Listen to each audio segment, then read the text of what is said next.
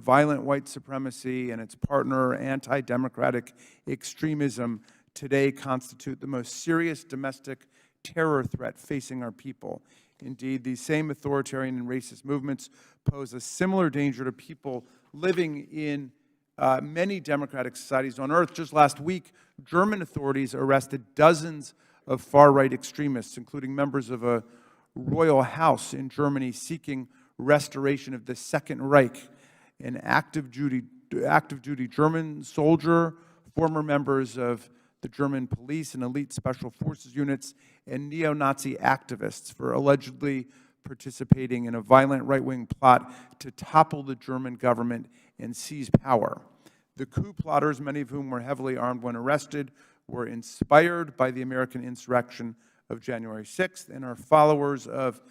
deranged online QAnon conspiracy theories. They profess that the democratic German government is an imposter corporate subsidiary of the United States run by the American deep state. The insurrectionists plan to disrupt the German power grid and take parliament by force to impose a new authoritarian and anti-Semitic government. The German people and democracies around the world are fortunate that their law enforcement and intelligence agencies acted with speed and vigor to interrupt the conspiracy before the conspirators could succeed in staging a full-blown January 6th-style attack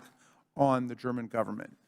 It would be comforting to believe that the threat of violent white supremacy has subsided here in America in the wake of more than 900 criminal prosecutions being brought by the United States Department of Justice against January 6th insurrectionists and rioters for assaulting federal officers, destroying federal property, interfering with a federal proceeding, engaging in seditious conspiracy, which means conspiracy to overthrow or put down the government, and numerous other offenses. But the threats have not subsided and are very much still with us today.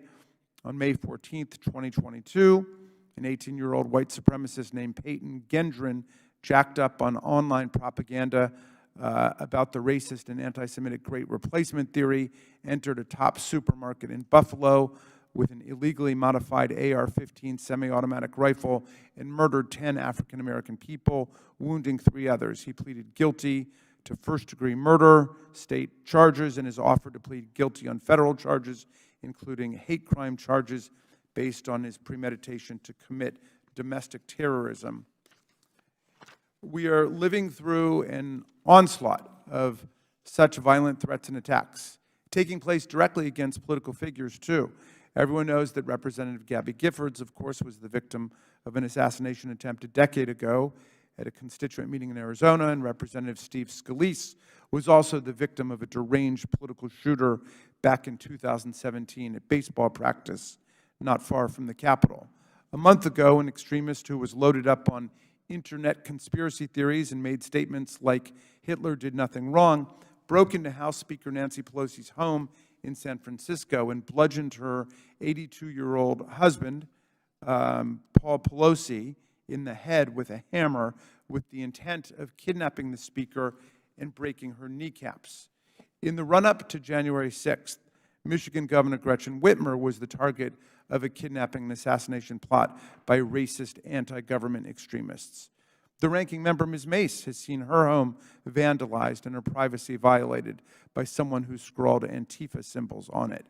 We live in a violent society, and the violence exists across the spectrum of political extremism, but the movements of violent white supremacy and anti-government extremism lead America in fomenting terroristic violence and disseminating propaganda to incite it. Both the FBI and the Department of Homeland Security identify white supremacy is the most lethally dangerous domestic terror threat our country faces. This hearing will help us to understand the continuing evolution of the white supremacist and extremist anti-government movement, specifically the strategic turn of major far-right groups to focus